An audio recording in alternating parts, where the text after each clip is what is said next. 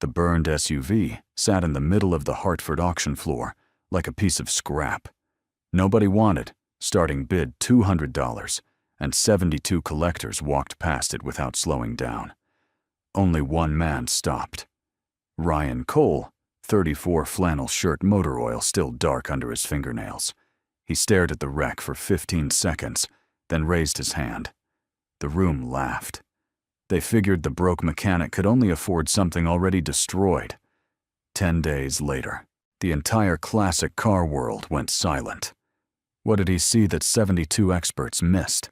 The gas station off Albany Avenue had stopped selling gas in 1998. The pumps were still there, rusted to a color that wasn't quite brown anymore. And behind them, in a squat cinder block building with 2 service bays, Ryan Cole ran what he called a garage, and what the city of Hartford called a code violation. He was 34 years old, and he worked alone. The sign above the door said, Cole Automotive, in letters that had been touched up so many times the paint was thicker than the metal underneath. Inside the bays, 3 cars sat in various stages of resurrection. A 1972 Mustang with no engine, a Camaro on jack stands, a Volvo wagon that belonged to a high school teacher who had been paying him in installments for 4 months and was now 2 payments behind. The mail came every morning around 10, and Ryan didn't open most of it anymore. The envelopes were stacked on the corner of his workbench in a pile that had grown to about 3 inches tall. Weighted down by a torque wrench, red ink showed through some of them. Before Hartford, before the gas station, Ryan had spent 6 years at a restoration shop in a small town outside Coventry in England. He had learned to read a car the way some men read scripture, by the seams, by the welds, by the things the factory tried to hide. The man who trained him, a stooped old craftsman named Edward Whitfield, used to say that a real machine could not lie about what it was. Only people lied. Metal told the truth if you gave it time. He had come back to the States 4 years ago thinking the skill would translate. It hadn't. The high-end collector circuit in Connecticut was a closed room with closed names and a mechanic with grease under his nails, and no buyer's reputation got walked past at every event he tried to attend. He had stopped trying. He stayed in the gas station and worked on whatever rolled through the door, and the work was steady enough to almost cover the bills, which in this part of his life was as close to a victory as he allowed himself to get. On Thursday mornings, a liquidation auction ran out of a former tire warehouse in East Hartford. Most of what came through it was scrap. Fleet vehicles totaled by insurance, repos hauled in from the shoulder of Interstate 91, the occasional boat with a hole in the hull.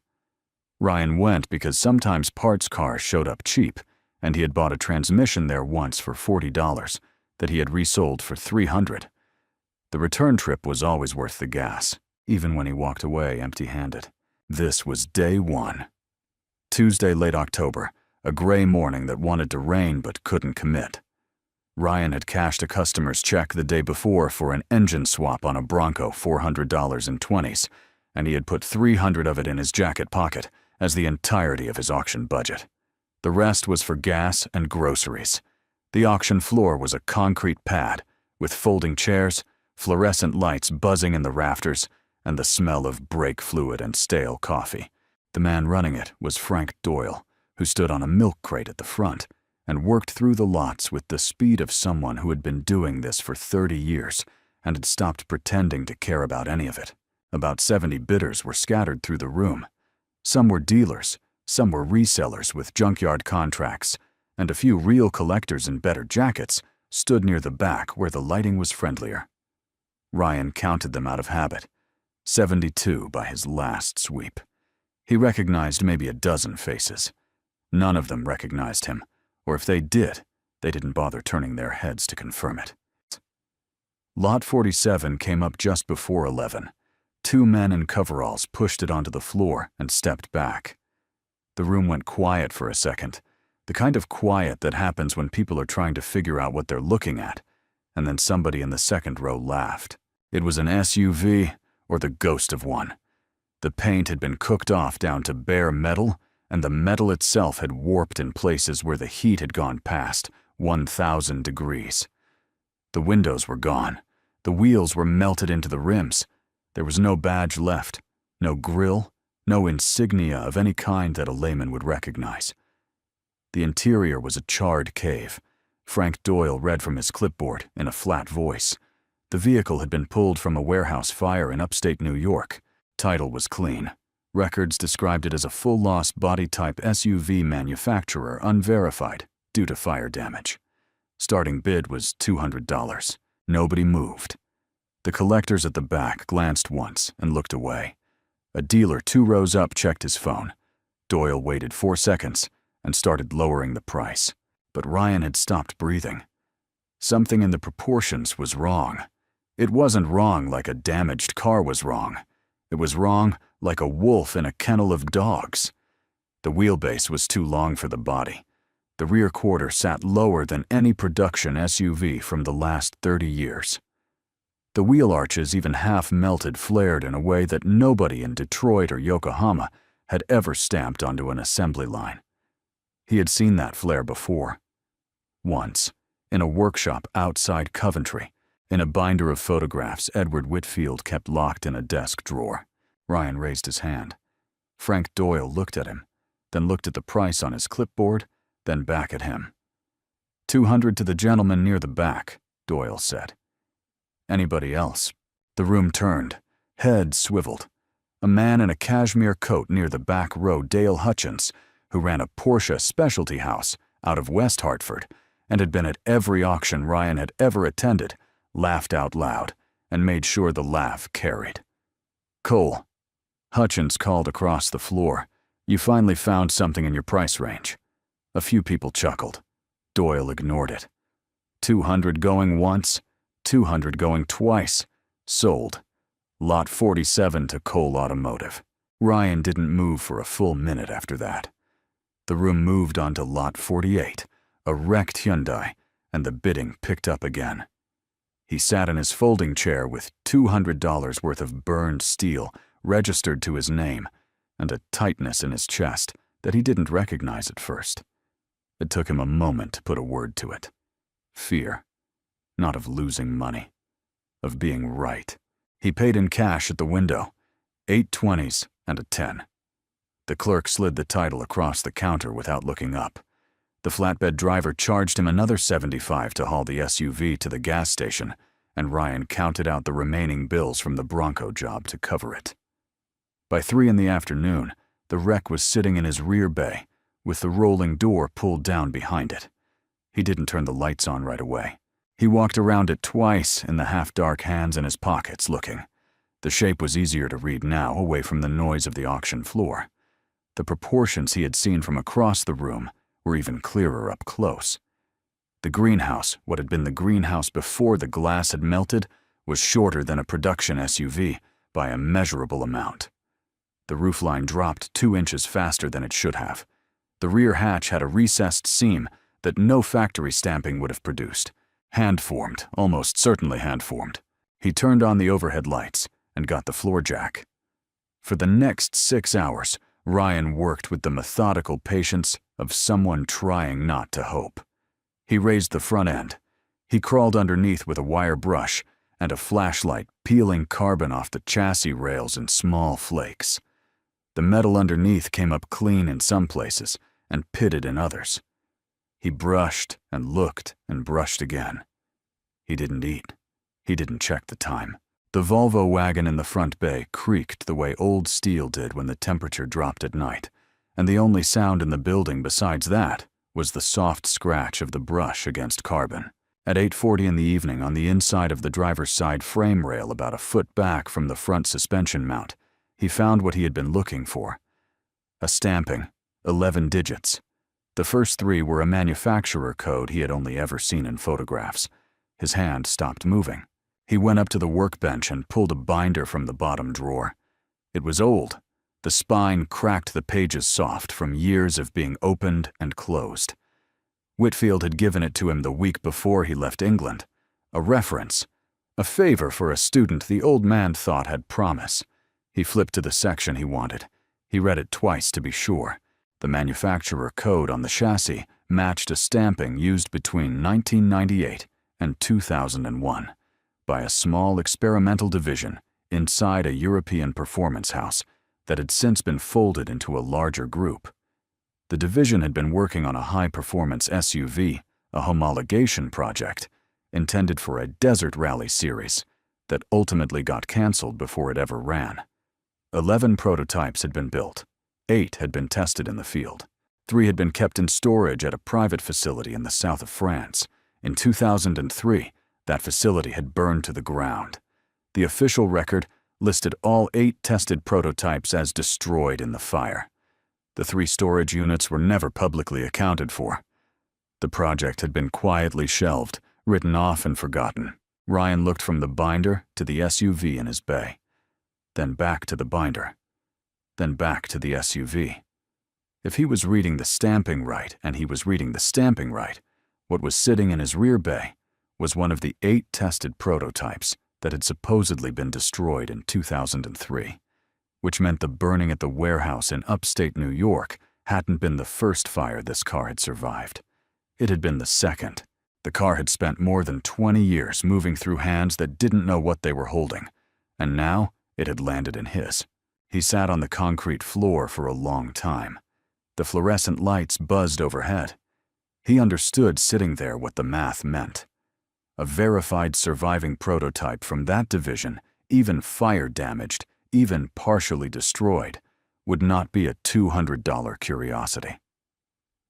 The last authenticated piece from the same project, a development engine block that had surfaced at a private sale in 2017, had moved for $1.1 million by itself.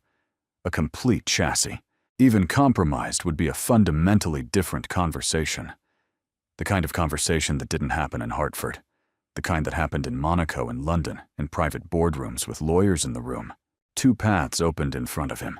He could keep the find quiet, verify it himself over weeks, do the documentation alone, sell it through a private channel where the noise stayed low and the buyers stayed civilized.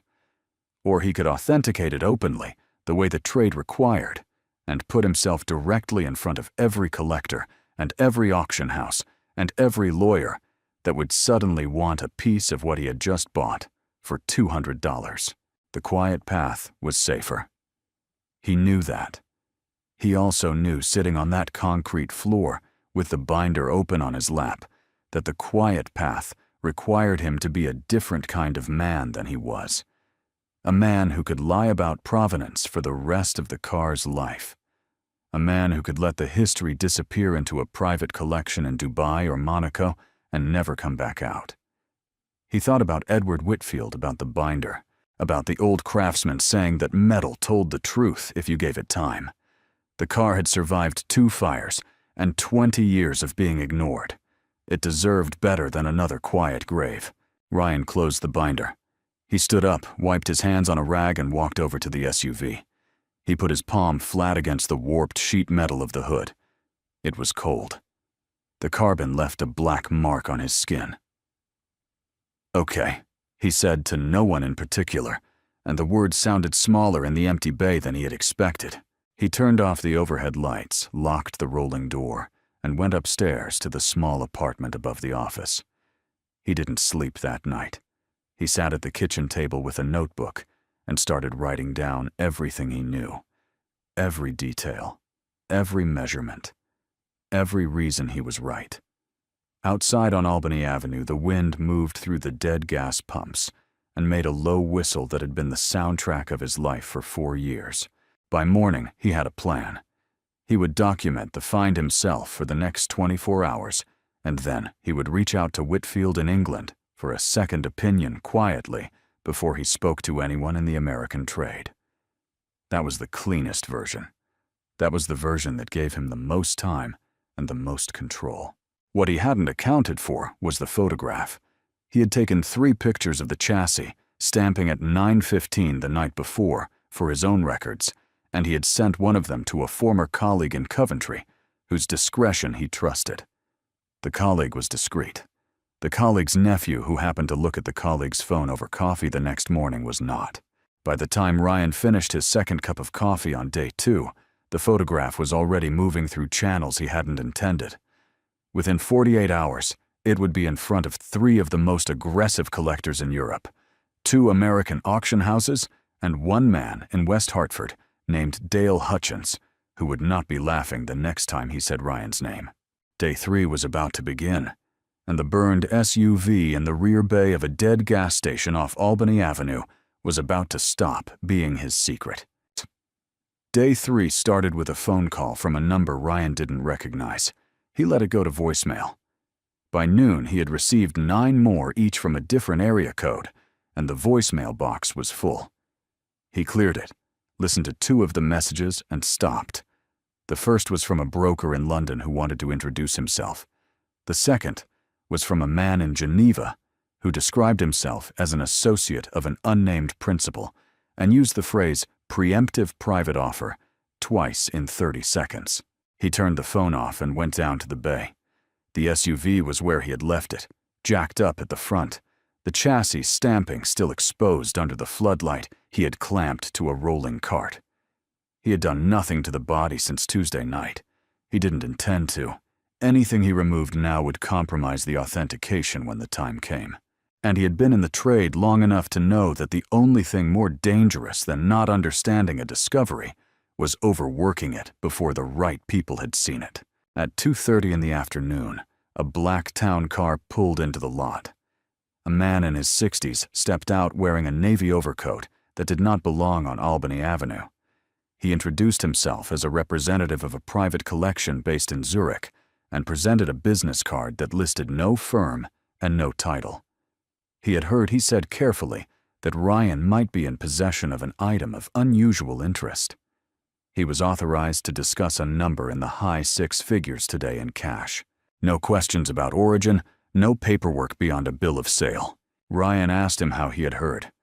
The man smiled, the way diplomats smiled, and said the trade was a small village. Ryan told him the vehicle was not for sale. The man nodded, said he understood, said he would leave his card, and that the offer would remain open for 48 hours, after which his principal might be forced to consider other approaches. The phrase other approaches sat in the air for a moment. Ryan walked him back to the town car without responding. The driver had been idling the engine the entire time. That night, Ryan slept for the first time since Monday. 4 hours fully clothed on the couch in the office. He woke before sunrise, with his neck stiff and the binder still open on the floor, where it had slid out of his lap. He made coffee in the bay because the kitchenette upstairs felt too far away. The certified letter arrived on day 4. It came from a law firm in Boston that represented the East Hartford liquidation auction. The language was polite, professional, and unmistakable.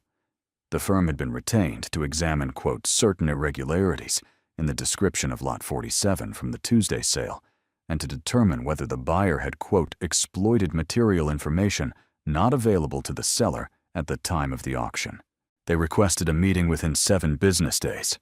The signature at the bottom was a senior partner with a name Ryan recognized from the financial pages. Howard Briggs called personally an hour after the letter arrived. Briggs ran the East Hartford liquidation operation, and Ryan had seen him at the back of the room every Thursday for 2 years, without ever exchanging a word. Briggs was friendly on the phone. He wanted to clear up a misunderstanding. He wanted Ryan to know that his firm was not, quote, looking to make things difficult, but that, under the circumstances, a conversation about, quote, an equitable resolution would benefit both parties. Ryan said he would have his attorney respond. He didn't have an attorney. He hung up and stared at the phone until the screen went dark. By day 4 evening, the photograph that had leaked through Coventry had reached Reddit. The thread was on a niche subforum dedicated to lost prototype vehicles, and the original post had 211 comments by midnight. The image showed only the chassis stamping and a portion of the burned floor pan, but a user with the handle Project Delta had matched the manufacturer code to a database entry within the first hour. By morning, the post had been screenshot to a private Discord server, populated by exactly the kind of people Ryan had been hoping not to deal with for at least another week. The first reporter showed up on day 5, a woman from a Connecticut automotive blog who had been tipped off by someone in the auction house. She knocked on the bay door at 9 in the morning with a recorder already running. Ryan told her politely that he had no comment. She left a card and said she would be back. By 10, 2 more vehicles had parked across the street, one of them, with a long lens visible on the dashboard. Ryan went inside, pulled the curtains down over the office window for the first time since he had taken over the building, and called the only number he had been waiting to call since Tuesday. Edward Whitfield answered on the 4th ring. The line was clear, despite the ocean between them. The old man had already seen the photograph. He had been sent the image by a former apprentice in Stuttgart on Wednesday, and had recognized the stamping before he had finished his tea. He asked Ryan 2 questions. The first was whether anyone else had been inside the bay. The second was whether the chassis numbers were intact along the entire rail or only at the suspension mount. Ryan answered both. Whitfield said he would book a flight that afternoon. He arrived at Bradley International just after 11 that night. Ryan met him at arrivals.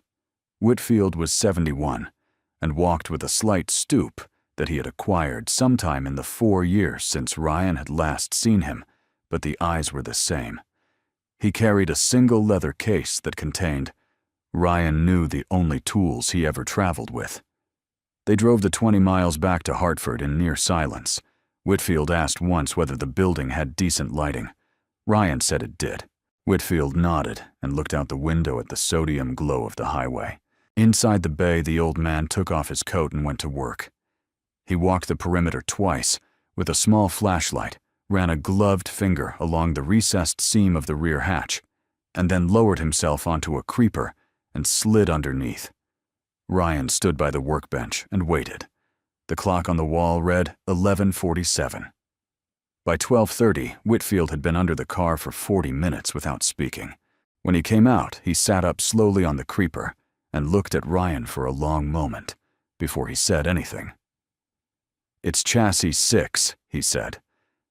"One of the 8 tested units. The stamping is consistent with the 2001 production run, and the hand-formed sections at the rear quarter match the photographs I have in Coventry. The body is genuine. It survived the fire in 2003. Someone hit it well, and whoever hit it didn't know what they had. Because if they had, this car would never have ended up in a warehouse in upstate New York." The 2 of them slept for 4 hours each on cots in the office and started again at 7 in the morning. Day 6 was the working day. Whitfield documented every measurement, every weld, every hand-formed seam. He took photographs with a small Leica he had brought from England. He removed the access panel under the rear seat himself, with Ryan handing him tools, and confirmed that the original development drivetrain was still in place, the casting marks intact. He worked through the morning, broke for an hour at noon to eat a sandwich and write notes, and worked through the afternoon. By 6 in the evening, he had filled 40 pages of a small black notebook with measurements and observations. He told Ryan over coffee that what he was looking at was, by his estimate, the most significant surviving prototype in the European performance segment. From the period. He did not put a number on it. He did not need to. That night, Ryan understood that the conversation he had imagined with Monaco buyers in private boardrooms was no longer the conversation he was going to have. The conversation was going to be louder than that. Much louder. Whitfield flew back to England on the morning of day 7. Before he left, he agreed to issue a formal preliminary authentication letter through his own consultancy. The letter would carry weight in the trade. It would also, both men understood, end any chance of Ryan controlling the news cycle on his own terms. By day 7 afternoon, the story had moved past the niche forums and into the mainstream press. A motoring journalist in London ran a column under the headline, "The Ghost of Provence Resurfaces in Connecticut." The piece was speculative, careful, and unmistakably accurate about the manufacturer and the project. Within 12 hours, the story had been picked up by automotive trades in Germany, Italy, and Japan. The Hartford Courant ran a local angle the following morning. The phone in the gas station office, which Ryan had unplugged on day 5, was reconnected by a process server who needed to confirm the address. Ryan plugged it back in only long enough to receive the subpoena, then unplugged it again. The collectors started arriving in person on the evening of day 7. 3 black cars in a single hour. 2 of them were brokers. The third belonged to a man who introduced himself simply as Marcus Delaney and asked very politely whether he could come inside. Ryan had heard the name. Anyone who had worked in the high-end restoration trade for more than a year had heard the name.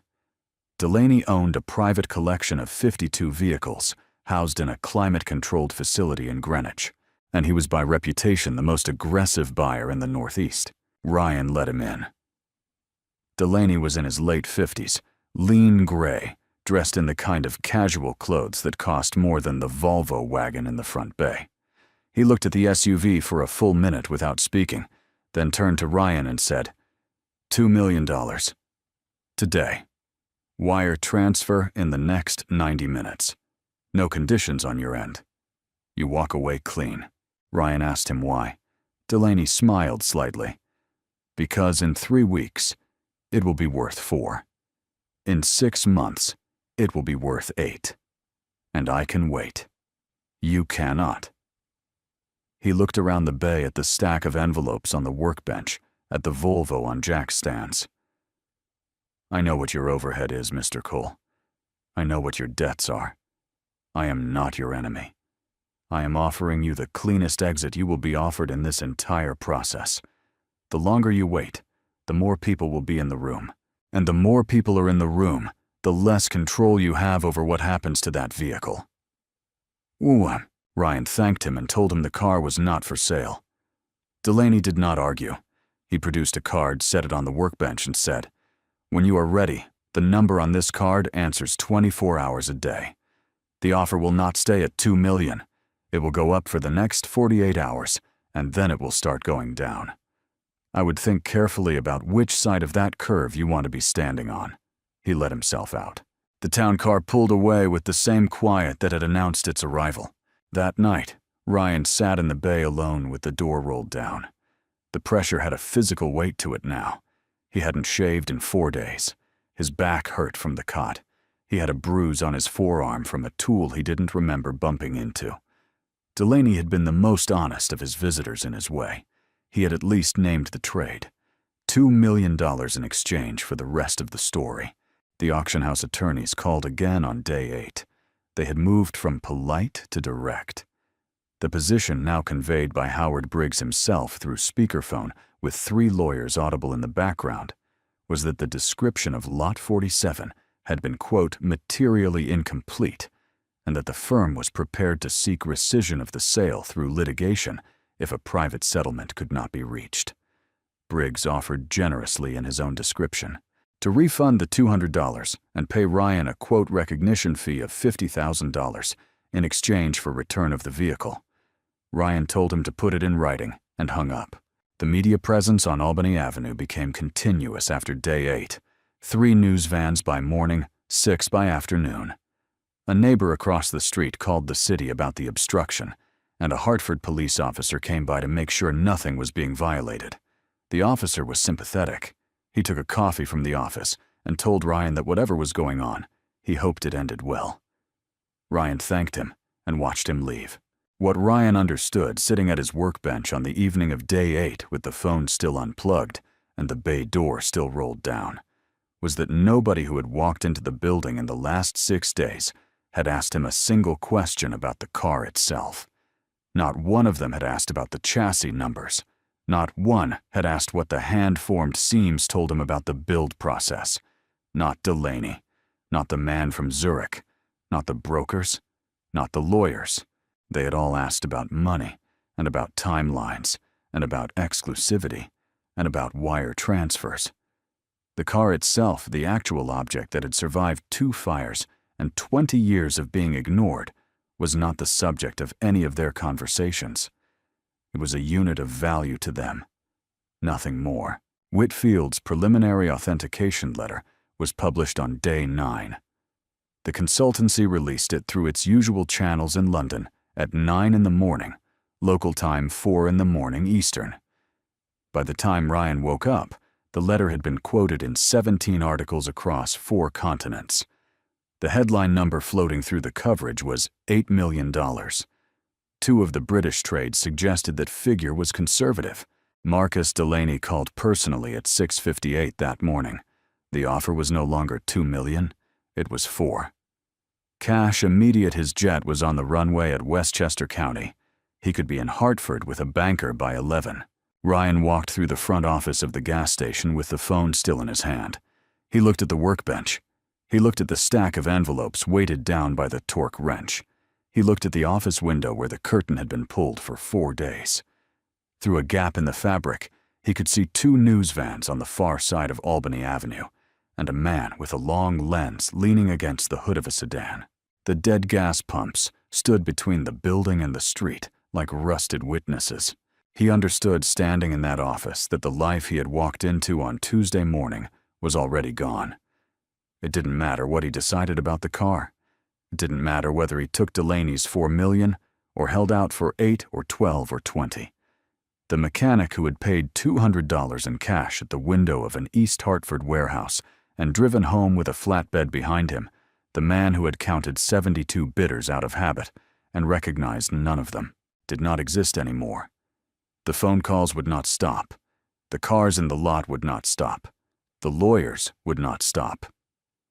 Even if he sold the car tomorrow and refused to speak about it for the rest of his life, he would never again walk into a Thursday auction without being the man who had bought the burned prototype.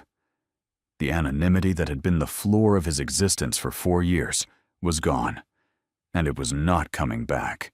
He set the phone down on the workbench without returning Delaney's call. The choice in front of him was no longer about price. It was about what kind of ending the car got and what kind of ending he gave himself in the process. $2 million, $4 million, $8 million, $20 million. The numbers were variations on the same outcome if the car ended up in a Greenwich vault or a Monaco garage. The story would die there. The history would die there. And the man who had spent $200 to drag it out of an auction floor in Hartford would die there too, in the only way that mattered. He picked up the phone and dialed a number he had been writing in the margin of his notebook for 2 days without dialing. The voice that answered was a woman with a calm, professional Arizona accent. He told her his name. He told her what he had. He asked her how soon she could send someone to look at it. Catherine Reeves landed at Bradley International on the morning of day 10. She had been on the museum's acquisitions committee for 19 years, and she had been awake since the previous afternoon, working through Whitfield's published authentication and the museum's internal valuation models during the flight from Phoenix. She was in her early 50s, gray blonde hair pulled back, a canvas field bag over one shoulder that she had carried into engine bays and museum vaults on 3 continents. The Arizona museum she represented was not the largest in the country, but it was the one that serious collectors trusted, and Ryan had known the name for as long as he had been in the trade. He met her at the curb outside arrivals at 10:20 in the morning, and they drove back to Hartford without small talk. Inside the bay, she set the field bag on the workbench and pulled out a folder before she looked at the car. The folder contained printouts of Whitfield's letter, a list of 9 specific verification points the museum's restoration team had flagged, and a single page of questions she wanted to ask Ryan after the inspection. She walked to the SUV with the folder open in one hand and a pen tucked behind her ear. She started at the chassis, stamping. She matched it against a magnified reference photograph the museum had pulled from a private archive in Munich the night before. She moved to the rear hatch and ran the pen tip lightly along the recessed seam, comparing it to a measurement Whitfield had published. She climbed a small step stool Ryan brought her without being asked, and she looked at the warped roofline from above. She asked him 3 questions in the first hour, each of them about the car itself, what condition the welds at the rear axle had been in when he found it, whether the development drivetrain access panel had been previously removed, and whether he had documented the floor plan before Whitfield arrived. Ryan answered each question precisely. She wrote his answers down on the page of questions and moved to the next point. After 90 minutes, she closed the folder. "I read the Whitfield letter on the plane," she said. "I came here to verify it. I am verifying it. The car is what he says it is. I want to make you an offer." She set the folder back on the workbench. $10 million, wired to your bank within 72 hours of signing. The museum takes possession of the vehicle in its current condition and undertakes the conservation work in-house under our own restoration team. The car becomes part of the permanent collection. Ryan had been preparing for the number for 30 hours. He had been preparing for what came after the number for longer than that. He thanked her, stepped to the workbench, and pulled a single sheet of paper from the drawer where he kept his service invoices. The sheet had 4 handwritten lines on it. He had written them at 4 in the morning and rewritten them at 7, and the version he handed her now was the 3rd draft. "One condition," he said.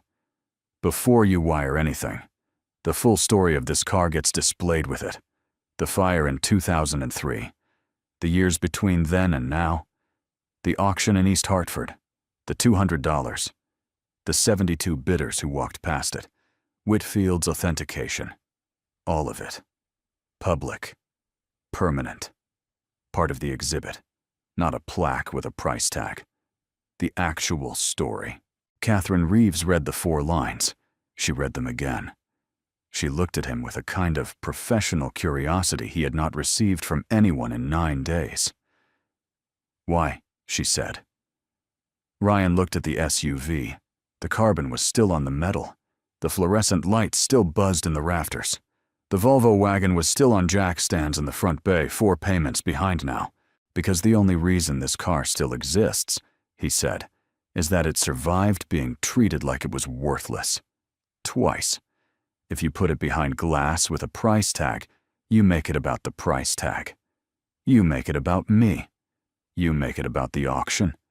You don't make it about the car. The point of finding it isn't the money. The point is that it was findable. That somebody could still look at a thing and see what was actually there." His voice was quiet. He had not raised it once in 9 days. Not at Delaney, not at the lawyers, not at the brokers. He did not raise it now. "If the museum can't tell the story honestly, I'll find a museum that can. There are 3 others I can call this afternoon."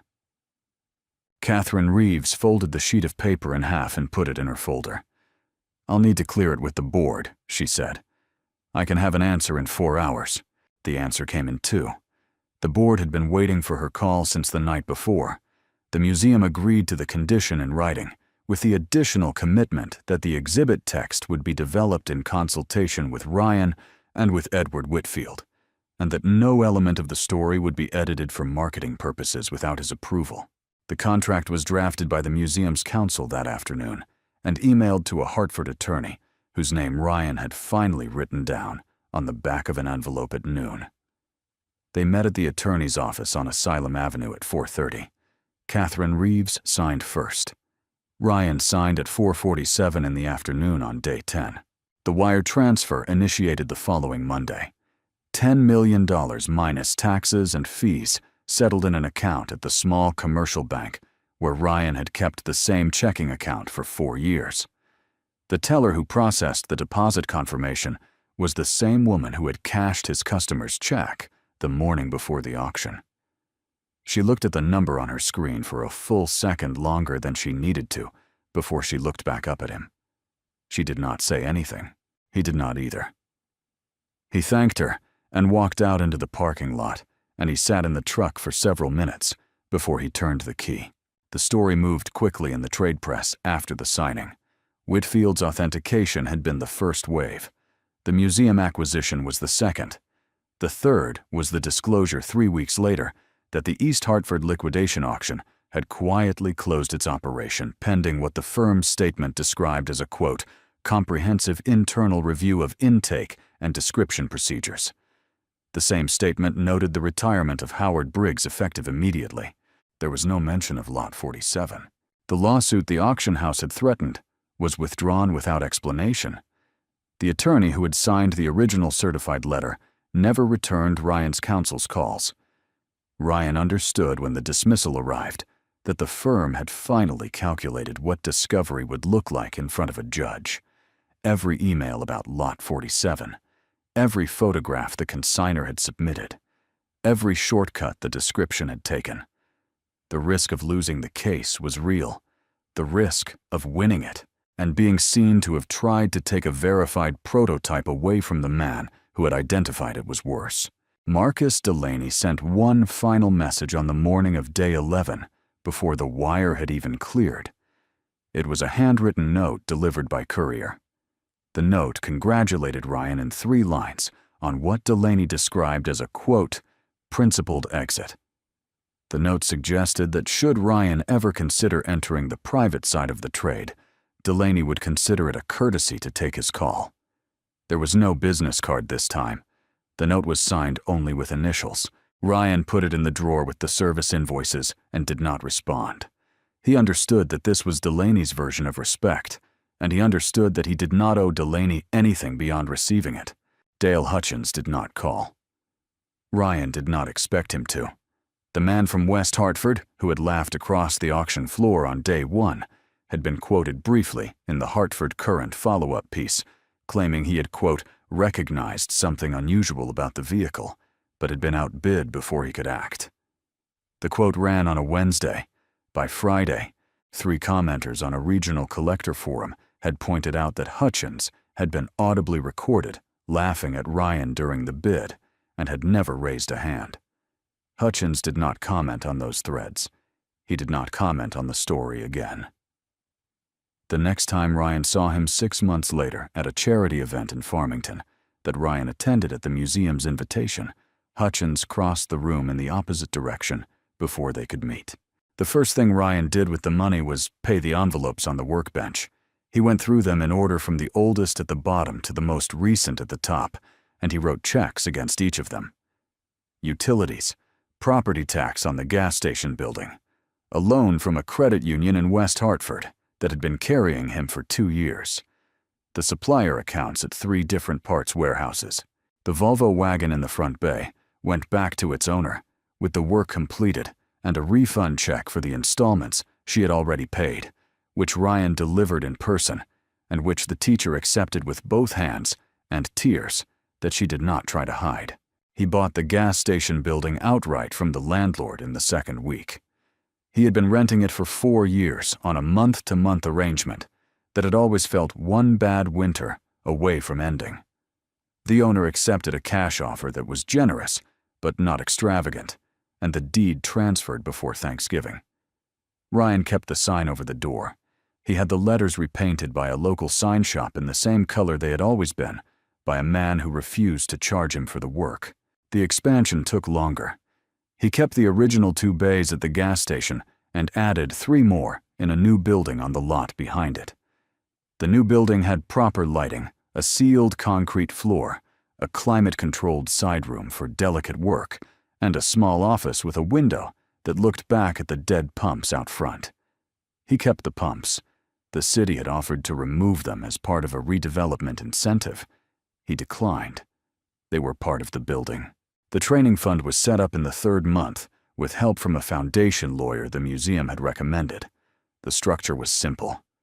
Young mechanics from the Hartford area, under 25 with documented financial need and no formal trade school access, could apply for a 1-year apprenticeship at Cole Automotive that included a stipend, tools, and certification fees. The first cohort was 3 apprentices. By the end of the 2nd year, it would be 8, and Ryan would have hired 2 of the graduates onto his permanent staff. The fund's only formal requirement was that the apprentices learn how to read a car, not how to fix one, how to read one. The distinction was in the program literature, and it was not explained further. The apprentices figured it out within the 1st month. The SUV went on display in Arizona the following spring. The conservation work took 5 months. The museum did not paint over the carbon. It did not restore the warped panels. It cleaned the chassis, stabilized the corrosion, and preserved the body in the condition it had arrived. The exhibit was installed in a dedicated room. The text on the walls was developed exactly as the contract had specified in consultation with Ryan and with Edward Whitfield, and it ran along 3 sides of the gallery in plain, unembellished language. The fire in 2003. The 20 years of unaccounted custody. The warehouse in upstate New York. The Tuesday morning in East Hartford. The $200. the 72 bidders, the 15-second look, the chassis stamping, the phone call to Coventry, the flight from England, the $10 million, and what it had been spent on afterward. Ryan flew out for the opening. He had not been on a plane in 6 years. Catherine Reeves met him at the airport and drove him to the museum, and they walked through the exhibit together before it was open to the public. He stood in front of the SUV under the gallery lighting for a long time. The carbon on the hood was still where his palm had been on day 2. The warped metal of the rear quarter still flared the way it had flared on the auction floor. He read the text on the walls twice. He thanked her. He did not say anything else. She did not need him to. He flew back to Hartford the next day. He did not give interviews at the opening. The museum's communication staff handled the press. The story ran in 3 major outlets that weekend, and the photographs that accompanied the coverage were of the car and the exhibit text. Ryan's name appeared in the captions, but not in the headlines. That was the way the contract had been written. It was the way he had asked for it. The garage settled into a rhythm by the 2nd year. The apprentices came and went. The Mustang in the front bay was finished and sold to a collector in New Hampshire for a fair price. New work came in, more of it now. Some of it the kind of high-end restoration jobs that had been closed to Ryan before. He took the ones he wanted. He turned down the ones he didn't. He went to the East Hartford auction once in the 2nd autumn after the sale to see what had replaced the firm that had retired. The new operation was cleaner, the descriptions more careful, the floor better lit. He did not bid on anything. He sat in the back and watched, and the room watched him back. And after an hour he stood up and left. The night Ryan would remember longest came 2 years after the sale on an October evening when the building was empty and the new apprentices had gone home, and the original bay, the rear bay where the SUV had sat for 10 days, was being used for storage. He walked into it after closing alone and stood in the empty space where the burned chassis had once been. The floor was clean. The clamp light he had used on the first night was still on its rolling cart in the corner. The binder Whitfield had given him in England was on a shelf above the workbench where he kept it now. He thought about the auction floor. He thought about the moment Frank Doyle had read the description in a flat voice and the room had laughed and looked away. He thought about the 72 bidders who had walked past the car without slowing down. He thought about Dale Hutchins laughing across the room and about Marcus Delaney's quiet town car and about Howard Briggs on the speakerphone with 3 lawyers in the background. He thought about Whitfield under the car at midnight with a flashlight. He thought about Catherine Reeves with her folder open and her pen behind her ear. What he understood standing in the empty bay was that the world had not failed to see the car because it was hidden. The car had not been hidden. It had been sitting in the middle of an auction floor under fluorescent lights in front of 72 people who were paid to look at cars. The world had failed to see the car because the world had decided in advance what it was looking at, and the deciding had taken less time than the looking. $200. Burned. Worthless. Next lot. The real value had been there the entire time. Not buried, not hidden, just covered in carbon. And the only thing that had separated him from the 72 other people in that room was that he had been willing to look for 15 seconds longer than they had. He turned off the lights, locked the rolling door, and walked back across the lot to the new building. The dead pumps stood between him and Albany Avenue, rusted useless, still there. Above them, the sign with the repainted letters caught the street light at an angle and held it for a moment before he passed underneath it and went inside.